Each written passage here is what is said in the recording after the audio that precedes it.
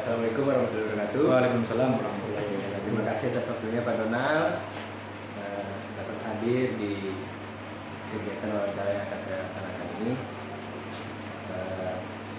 Di sini saya akan bertanya dan memohon pendapat dari Pak Donald dan masukannya terkait identifikasi masalah yang sudah saya susun sebelumnya. Jadi saya ingin mendapatkan pendapat dari rekan-rekan teman sejawat atau guru. Jadi di sini ada 6 pertanyaan Pak Donald. Ya. Jadi mohon pendapatnya dan masukannya. Kita lanjut Pak Donald ya. Ya. Untuk poin pertama itu bagaimana pendapat Pak Donald tentang peserta didik yang mengalami penurunan minat dan motivasi belajar di sekolah? Terima kasih Pak atas waktunya. Kalau menurut saya pribadi, penurunan minat dan motivasi peserta didik itu kalau menurut saya yang pertama mungkin dari rumah, faktor keluarga. Kenapa faktor keluarga? Yang pertama kadang kan pas siswa pulang, orang tua nggak ada menanya apakah pelajaran dari rumah, tapi siswa ada merasa peran serta orang tua nggak ada. Kenapa nggak adanya? Seharusnya orang tua kan minimal nanya apa tadi yang belajar di rumah. Jadi ada keinginan dari siswa itu untuk bercerita. Gini loh, Bu, Pak, saya ada di sekolah gini. Jadi ada motivasi dari dirinya untuk mengulang atau mereview lagi kejadian di sekolah. Yang pertama, faktor orang tua. Yang kedua, faktor dari siswa tersendiri. Maksudnya gini, kadang siswa pas di sekolah dia dapat ilmu, di rumah nggak mau lagi dibilangnya. Nah, kadang kan ilmu tuh di sekolah saja, di rumah lain lagi dapat ilmu. Nah, jadi kurang motivasi itu kalau menurut saya itu pertama dari orang tua, yang kedua dari siswa tersendiri. Berarti itu faktor lingkungan lah kalau menurut saya. Oke, terima kasih Pak Donald. Jadi untuk selanjutnya Pak Donald, pertanyaannya itu peserta didik mengalami kesulitan dalam memahami cara mendiagnosa sensor pada kendaraan yang menerapkan EMS (Indikator Sentral) pada kendaraan. Kan kita bicara kesulitan ini berarti kan dia berhubungan dengan bagaimana sih kita kira-kira gimana? Kalau udah masuk yang pelajaran produktif, mau bagusnya siswa tuh kalau menurut saya bagusnya kalau sudah praktek kita bagi per kelompok. Kalau maunya saya kita bagi per kelompok. Jadi misalnya siswa kita ada 25, kita bagi misalnya 5 kelompok. Jadi per kelompok itu ada 5. Kalau semakin sedikit siswa kita menerangkan semakin bagus dia. Tapi kalau sekaligus kita menerangkan agak ribut dia. Ributnya gini, yang di depan ngerti, yang di belakang nggak ngerti dia. Jadi heboh dia. Nah, jadi kalau menurut saya pribadi sih, kalau menerangkan kalau untuk yang produktif, bagusnya kita bagi per kelompok dulu.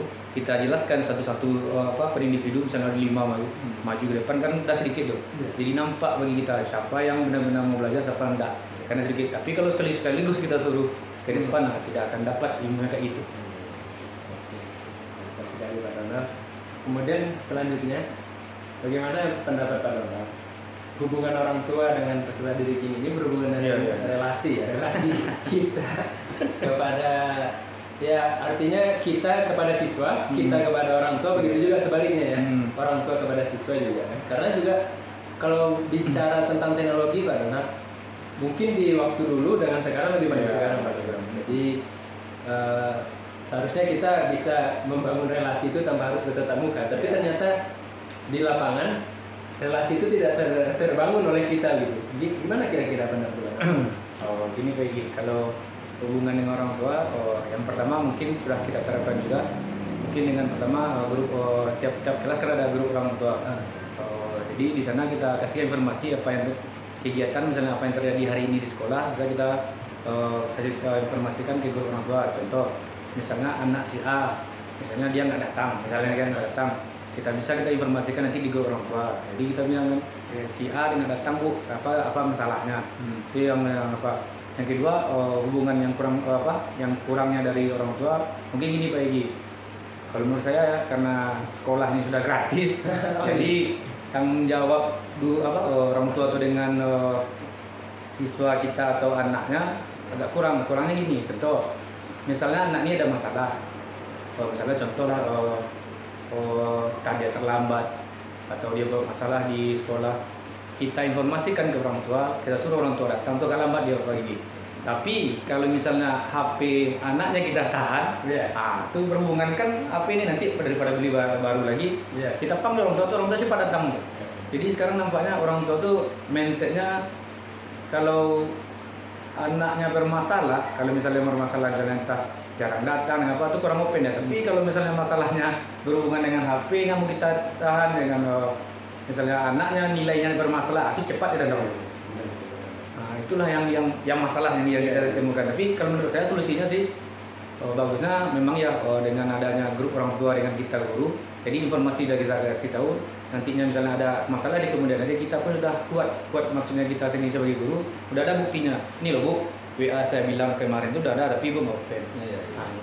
Jadi kalau kita hubungkan ke materi pembelajaran mungkin bisa juga Pak Dokter. Misalnya dia tidak masuk dengan pembelajaran kita atau dia tidak nyambung, bisa juga. Oke, lanjut Pak Donald.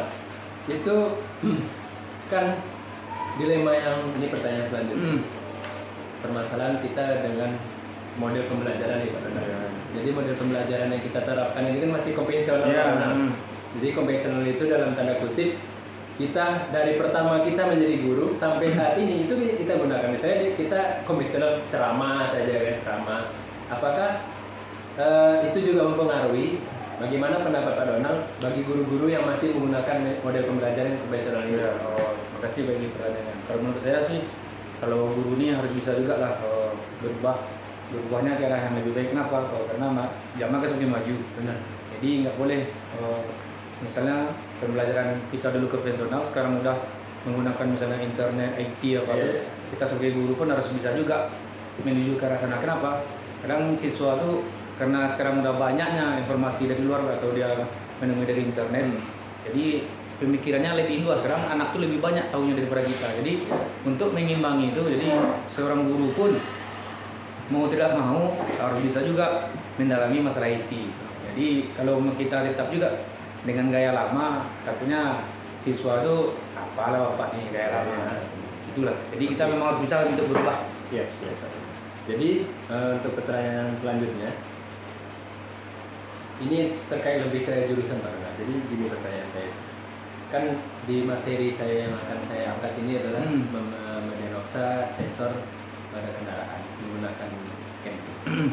Tapi di lapangan siswa ini khususnya saya lihat di UKK lah. Di UKK. Jadi ada miskonsepsi. Artinya miskonsepsi itu begini, kita sampaikan tapi dilakukan tidak gitu loh Pak Donald. Kira-kira bagaimana pendapat Pak Donald? Atau kita rubah cara menyampaikannya atau bagaimana gitu? Kalau menurut saya pribadi bagi kalau masalahnya itu masalahnya itu kalau menurut saya itu dasar ya. Dasarnya gini. Kadang kan siswa ini kita nggak paham dulu. Misalnya kalau pagi kan tentang apa nih? Sensor ya. Kalau kita dulu maunya kan sebelum kita masuk ke sensor, apa pelajaran yang berhubungan dengan sensor itu? Mata pelajaran masuk sensor itu. Mungkin ada beberapa siswa mungkin nggak paham dia sebelum ikut ke mata pelajaran tentang sensor itu, mungkin ada dasarnya apa, dia nggak paham, jadi udah kita masukkan langsung ke sensor, tambah nggak paham dia. Maunya kita kan, kita tanyakan dulu, misalnya Pak Gigi mau masuk ke mata pelajaran sensor, mata pelajaran ini harus kalian kuasai dulu. Jadi apakah yang mata pelajaran ini dia paham belum? Kalau belum paham, kita ulang dulu. Jadi pas nanti Pak Gigi masuk ke pelajaran sensor, siswa itu udah, ini loh yang kemarin, ini loh yang udah kita pelajari, berarti ke sini arahnya. Dan kalau langsung kita masukkan anak yang dasarnya nggak tahu, ngambang anak jadi nggak aja. Oke. Baik Pak Donald. Untuk terakhir ini Pak Donald, kan kalau berdasarkan identifikasi saya, guru ini sampai saat ini belum memanfaatkan teknologi dan belum membuat inovasi. Bagaimana sih? Ini di luar konteks siswa ini yang apa ya, kita anggap dia siswa ini expert ya, baik lah gitu. Bagaimana sih pendapat Pak Donald bagi guru-guru yang memang sampai saat ini belum memanfaatkan teknologi itu? Jadi kalau guru pun padahal sekarang sudah zaman IT, guru pun belum memanfaatkan teknologi ya. Kalau menurut saya itu udah kelewatannya gini. Kita dituntut loh harus lebih bisa daripada siswa. Jangan nanti siswa udah tahu, kita nggak tahu. Jadi kita nanti digurui oleh siswa. Jadi Pak, contohnya Pak Gigi misalnya dengan kayak apa kan, mobil kan udah ada yang mobil apa, Pak di apa udah saya tengok Pak mobil ini udah pakai sistem ini loh. Nah kita nggak juga mengikuti tentang apa teknologi yang udah berkembang. Iya. Jadi kita yang ngomongnya begini, Iya. bukan siswa. Jadi gimana kita menerangkan.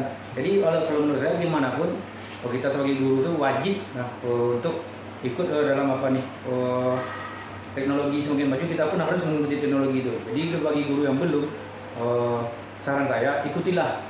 Kenapa? Tidak bisa kita sebagai seorang guru ini harus terpaku gaya lama juga. Kenapa? Karena teknologi ini berubah tiap tahunnya. Apalagi tentang kendaraan sekarang pun dengan apa? Dengan untuk menghidupkannya dengan sensor pun udah saya benar. Apalagi dulu zaman dulu ya kita colokkan dulu apa kan kunci, kita starter. Kalau sekarang kan enggak lagi. Nanti kan siswa nanya, "Aduh, Pak, bagaimana cara bisa hidup kayak gitu, Pak?" Kita belum tahu ilmunya, kita ngomong kan mungkin juga. Iya, artinya kita juga harus wajib menyajikan media pembelajaran itu tuh yang mengikuti zaman itu ya.